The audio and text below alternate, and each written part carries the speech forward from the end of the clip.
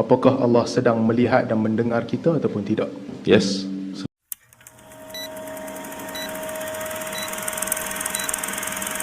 Bismillahirrahmanirrahim. Assalamualaikum warahmatullahi wabarakatuh. Sekali lagi. Okey, soalan saya yang pertama sekarang ni, apakah Allah sedang melihat dan mendengar kita ataupun tidak? Yes, sedang mendengar dan melihat. Baik. Of course. Sebelum ini, apakah Allah melihat ataupun tidak diskusi ini? Sebelum ini selayaknya Allah Ta'ala mendengar dan melihat. Sebelum ini tu maksudnya bila? Semalam, 2 hari lepas, 3 hari lepas. Kalau sebelum ini maksudnya sebelum ini, sebelum dengan sebelum daripada malayazal, itu salahiyun qadimun maksudnya. Selayaknya Allah Ta'ala maha mendengar dan maha melihat apa yang akan berlaku di sini. Okey. Saya nak bawakan 2 teks kalau Ustaz Faiz boleh tengok. Satu teks yang pertama, yamtani' an yasma' saut Zaid qabla wujudihi. Tak boleh dengar suara Zaid sebelum wujudnya. Itu teks yang pertama. Teks yang kedua, apabila ditanyakan sama ada yakhlu imma an yakun qadiman atau hadithan, kata aja ta'alluq al-idrak bil mudrakat sebagaimana ta'alluq al-ilm bil ma'lumat. Okey. Wa ma lazima min qidamil ilm qidamil ma'lum. Tidaklah qidamnya ta'alluq itu menunjukkan qidamil ma'lum. Jadi mana satu pandangan yang betul ni? Yang atas tu ke yang katakan tak boleh kalau lihat Zaid sebelum Zaid ada ataupun mendengar Siapa suara yang sebut ila atas tu? Saya tanya pandangan PU Faiz je. Mana satu pandangan yang bersama PU Faiz pilih? Sebab kalau ada Mu'tazilah yang mengatakan Tak ada Mu'tazilah. Tak So, ada pandangan PU Faiz yang mana? Sama ada mustahil untuk Allah dengar suara Zaid sebelum Zaid berkata-kata ataupun pandangan yang di bawah tu. Soalan seperti itu tadi seperti dalam Iljamul Awam. Itu sebenarnya soalan Mu'tazilah. Allah Ta'ala tidak boleh melihat. Kalau Allah Ta'ala melihat sekarang, Allah Ta'ala bersifat dengan sama' basar dan melihat sesuatu tersebut sesuatu yang baharu jadi baharu sifat Allah Ta'ala, atau jadi qadim sesuatu yang dilihat, ataupun mustahil melihat benda yang tidak ada. Itu soalan Mu'tazili dan falsafi. Ini soalan mana ni? Saya kurang jelas. Okey. Pertama tu, wa huwa annahu ta'ala yamtani' an yasma' sauta Zaid qabla wujudihi wa an yara surata Zaid qabla wujudiha. Setuju ataupun tidak ni? Okey, setuju dengan tanjizi hadis. Baik, bagaimana pula dengan yang bawah tu bahawa Allah mendengar? Mana satu yang betul antara dua pandangan ni? Dua-dua boleh ditangguh betul. Itu sulhi qadim dan itu tanjizi hadis. Kedua-dua ni berbicara tentang tanjizi hadis, bukan tentang saluhi, tentang tanjizi. Yang bawah tu la yakhlu imma an yakuna qadiman aw hadisan, berbicara tentang benda yang berlaku sekarang ni. Fa'in cuba dibaca tengok. Kalau disebabkan Allah dengar dan lihat, sama ada qadim ataupun hadis, jawapan di bawah qadim, telah pun terdahulu. Kalau qadim artinya qadim jugalah masmu' dan mubsar. Jawapannya tak semestinya. Walaupun idrak itu qadim, tapi sama' dan basar itu bukan qadim. Yang di bawah tu dia kena ingat, dia ada dah dia panggil ditakdirkan. Mana saya ada tanda tadi masa Ustaz Salman duduk bentang. Iktibar maujud Allahumma salli ala sayyidina Muhammad. Ada dah saya tanda tadi. Itu pada perkataan Imam Ghazali. Imam Ghazali ada bawa jawapan seperti ini juga di dalam Iljamul Awam tadi.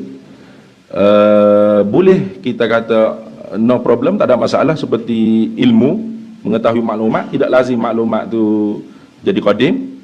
Dan tapi pandangan Allah Ta'ala mendengar sifat sesuatu yang belum ada, itu ditanggung kepada takdir. Tapi pandangan yang di atas bercanggah. Yang di atas kata tak boleh. Saut dan juga surah itu bukan ilmu. Itu secara tanjizi hadis.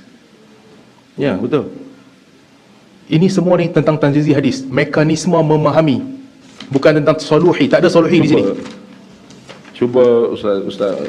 Tak ada saluhi. Ini semua cerita pasal benda-benda baru yang dilihat. Yang mana satu pandangan yang betul ni? Tak, apabila menjawab kepada soalan seperti itu, sebenarnya dia kembali kepada sulhi qadim. Nah, ini seperti yang disebut oleh Imam Ghazali ni.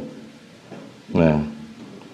Okey, kita beri banyak masa ni. Saya pergi ke soalan wala yataghayyuru ubira an hadhihi sifati bil ilmi wal alimiyyah. Okey, saya pergi kepada soalan seterusnya sebab kita dah ambil banyak masa di sini. Sendiri sebut ada perbezaan di kalangan Asy'ariyah yang mula-mula establish point ini dia adalah amr i'tibari, establish point ini dia adalah amr i'tibari adalah Ar-Razi. Persoalan yang penting untuk disingkap, kenapa Ar-Razi datangkan idea ini? Sehingga sebagai ulama Asy'ariyah mendamaikan, sebahagian kita ada dua pandangan, satu mengatakan nafsiyah, satu mengatakan dia adalah amr i'tibariyah. Sebahagian lagi menggabungkan kedua-duanya. Apabila ta'alluq tanjizi qadim zatiyah, tanjizi hadis adalah sifat amr i'tibari. Soalannya, kenapa Ar-Razi datangkan idea ni? Kena faham konteks yang lebih luas. Ar-Razi rahimahullah mendatangkan idea ini sebab ada satu masalah besar. Masalahnya apabila dikatakan berlakunya idrak di sisi Ar-Razi hanya boleh berlaku kalau mudrak itu telah wujud. Di situ baru boleh berlaku idrak. Jadi untuk mengisbatkan berlakunya idrak, kalau diisbatkan berlakunya idrak pada ketika mudrak itu wujud, benda-benda yang dicerna ataupun dicerap itu wujud, artinya telah berlaku sesuatu yang baharu kepada Allah Subhanahu Wa Taala. Jadi tujuan kenapa Ar-Razi membawakan idea ini i'tibari ataupun ghair mawjudah fil a'yan adalah untuk mengatakan bahawa telah berlaku idrak.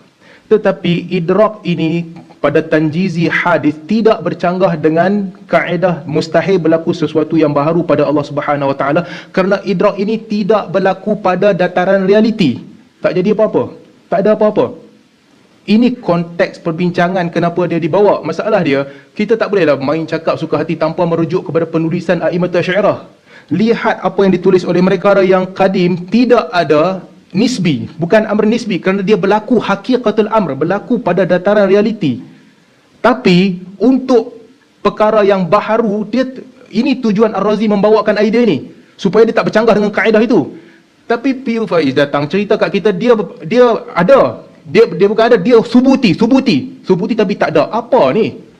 Subuti tapi tak ada lah cerita dia. Subut ke tak subut itu cerita lain. Tapi konteks yang Ar-Razi nak bawa, dia tak ada, tak berlaku pada dataran realiti. Itulah istilah yang digunakan oleh mereka. Dalam Fathul Mubin disebutkan, laisa amran wujudiyan fil kharij yaqumu bihima. Bukan sesuatu yang ada pada luar, di luar minda, yang Allah Subhanahu Wa Taala melakukan kedua-duanya. Implikasi langsung mazhab Asy'ariyah, selain daripada apa yang Ar-Razi sebutkan, implikasi langsung mereka adalah menyebutkan bahawa pada ketika ini Allah tak bernegar. Implikasi langsung. Sebab itulah Al-Ghazali dan juga Al-Amidi pergi qiyas dengan ilmu. Boleh sahaja ada sebelum dan ada selepas. Maklumat berlaku boleh ada sebelum dan selepas. Dia bukan tentang bukan soluhi sahaja. Tapi ini penjelasan mereka apabila mereka ditanya, kalau Allah mendengar, pendengaran itu belum ada, macam mana Allah mendengar? Jawapan langsung mereka adalah Allah boleh mendengar sebelum dia ada, ketika dia ada, selepas dia ada.